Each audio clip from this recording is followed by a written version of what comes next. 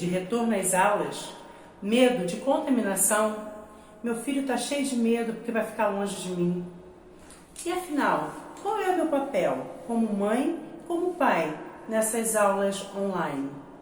Eu sou Eleonora Gomes, psicóloga clínica e psicanalista, e hoje estarei falando um pouquinho sobre medo de retorno às aulas. Meu filho e eu temos medo. O que fazer? Precisamos entender que o medo, ele é necessário para que haja em nós um senso de segurança, um senso de proteção. Então, o medo para a proteção, ele é saudável. O problema é quando o medo começa a trazer prejuízos. Em geral, o medo começa a trazer prejuízos quando o sujeito ele não tem segurança daquilo que ele vai realizar.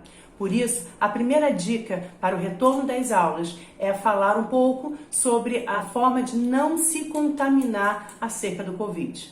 A primeira maneira é acerca da máscara. Precisamos tê-la sempre junto a nós, no rosto. E ao tirar a máscara, ela precisa ser retirada pela alça, ser guardada em um saquinho, em uma nécessaire, em um recipiente para máscaras sujas. Ao manipular a máscara, é preciso limpar as mãos, álcool em gel, álcool em spray. Então, instrumentalizar as crianças com o álcool que possa estar à mão dela, a máscara que seja correta para o tamanho do seu rosto, que não fique caindo, que não fique apertada, que não fique sufocando.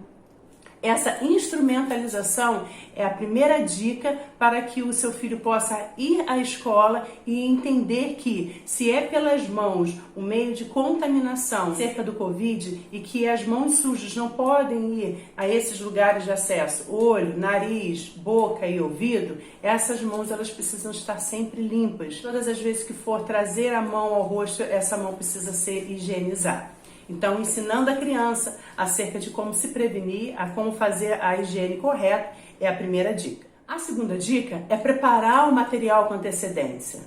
Se não deu tempo de preparar, corra atrás do prejuízo e prepare o material. A criança ela se sente insegura e gera ansiedade nela quando ela percebe que aquilo que ela vai precisar fazer, aquilo que ela vai precisar usar durante o seu período escolar, no momento que estiver na escola, não está completo.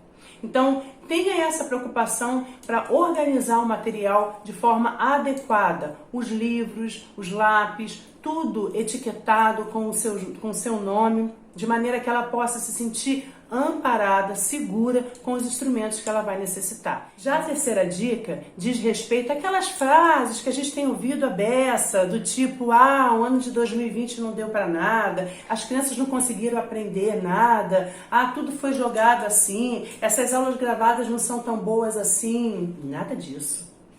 Todo ensino e todo aprendizado, ele tem o seu lugar de validação, ele tem o seu lugar de importância. Então, foi bom sim, foi produtivo sim. Se foi possível aprender apenas 10% do conteúdo, isso também é uma forma de a gente reconhecer o esforço de quem aprendeu e reconhecer o esforço de quem ensinou.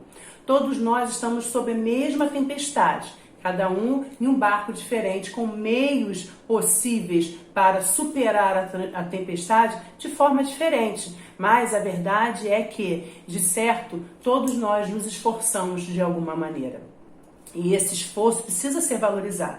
Então, mamãe, papai, titio, titia, vovô, vovó, vizinho, madrinha, padrinho, que costuma dizer assim, não adiantou nada, esqueça, para com isso. Cada vez que você fala sobre isso, você está reforçando uma crença negativa sobre a aprendizagem que a criança teve nesse processo, nesse ano letivo de 2020. Valorize o que foi aprendido, valorize o que foi absorvido. Então, essas frases, procure se reorganizar e se policiar para não falar mais, porque são frases equivocadas, porque se houve aprendizado, chegamos lá.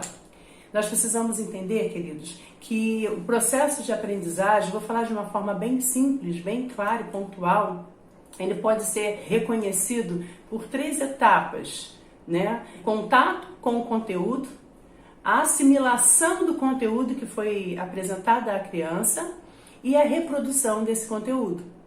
Então, todo contato que aconteceu, de alguma forma, teve um contato. Se não houve assimilação, aí o que acontece? Nós, que somos da área da educação, eu falo nós que eu também faço parte, as escolas, elas se prepararam para fazer uma equivalência do conteúdo. O que eu estou falando? Eles estão fazendo uma proposta, um plano político-pedagógico, uma proposta pedagógica de maneira que o conteúdo de 2020 possa ser paralelo ao conteúdo que será oferecido em 2021. Então não haverá prejuízos. Se as crianças retornarem aos estudos agora em 2021, elas terão a equivalência do conteúdo de 2020 com o conteúdo de 2021. E com isso não haverá perdas, não haverão prejuízos. E isso é importante a gente compreender. Então, se liga quando falar, quando negativar acerca daquilo que aconteceu em 2020. Procure valorizar o que aconteceu. Quarta dica. Se a criança está sentindo medo, se você está sentindo medo, não negue o medo. Não desconsidere o medo. Não invalide o medo. Ah, deixa isso para lá, ignore, isso é coisa da sua cabeça. Não faça isso. Mostre para a criança, se ela está com medo, o medo acontece, mas que a gente precisa criar formas para superar o medo e que tudo vai dar certo no final. Então, passe para a criança que você tem segurança. E caso você não tenha segurança e você esteja expressando isso, reveja para que você possa, então, criar estratégias para que você possa superar o medo. Sabe? Às vezes, a quantidade de crianças que reproduzem o medo dos pais é assim, olha, enorme. Será que o medo que o seu filho tem apresentado, o medo que o seu filho tem falado, será que talvez não seja o seu medo? Que ele ou ela esteja apenas repetindo, reproduzindo? Então reveja acerca dos seus medos, reveja acerca dos medos da criança, não negue, legitime e gere soluções. Quinta dica é acerca da disciplina e da rotina.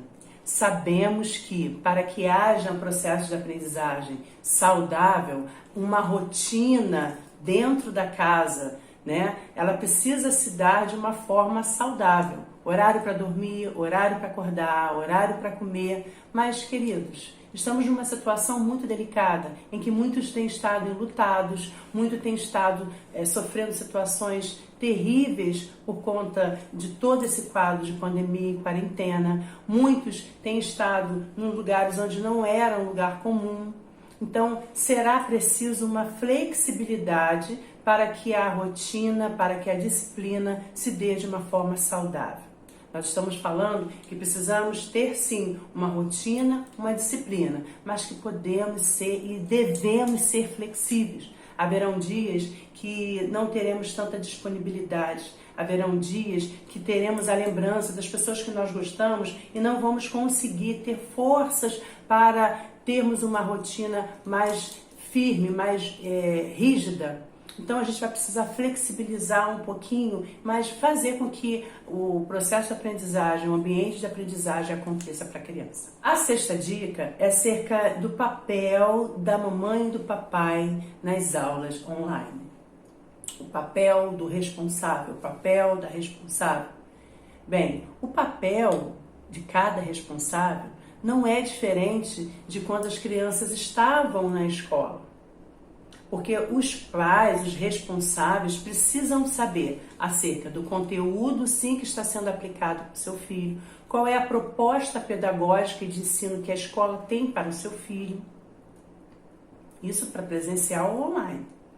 E que durante o processo em que ele estará assistindo uma videoaula, em que estará ouvindo a gravação no celular, a hora que tiver dúvida, aquele momento você pode separar alguns minutos do seu dia, 20 minutos, 30 minutos do seu dia, para que você possa sentar junto a seu filho, junto à sua filha e poderem falar sobre o conteúdo que ele aprendeu, as dúvidas que tiveram. E mesmo que você não tenha resposta, não há problema. investigue junto, pesquise junto, vai para o Google, volta para a plataforma, sabe? Mas se coloque em uma condição que você também está nesse processo junto com ele e que esse processo não é doloroso a você. Logo, não será também doloroso para o seu filho. Esse lugar de acharmos que os pais têm que ser professores, né? Para seus filhos porque estão em casa ensinando, não é bem assim. Nós, como pais e responsáveis, porque eu também sou mãe, nós precisamos ter um lugar de mediadores muitas vezes, mediar esse processo de aprendizagem que o nosso filho está tendo naquele momento. Então vamos precisar investigar, pesquisar e juntos encontrar uma solução. Mas se perceba se talvez você não esteja transferindo, projetando os seus medos para os seus filhos. Se você perceber, não tem problema. Está na hora de você conversar um pouquinho sobre isso, tá ok? De você poder falar para os seus filhos, olha, mamãe e papai estavam com um receio acerca disso, mas eu estou encontrando uma nova possibilidade. Já entrei em contato com a escola e nós vamos traçar uma estratégia para que todos juntos possamos sim fazer com que este ano você seja mais que vencedor na sua escola em 2021.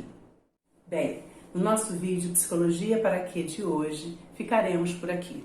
Que vocês possam ter um retorno às aulas maravilhoso, que possam ser dias produtivos, que os professores, toda a equipe que se preparou, que se organizou para recepcionar o seu filho, possa, enfim, poder ter esse contato para que esse ambiente socioafetivo, educacional, tão plural que é a escola, possa, enfim, voltar a florescer como antes. Espero por vocês no nosso próximo vídeo. Não deixe de curtir, não deixe de compartilhar. Vai ser importante para algum responsável.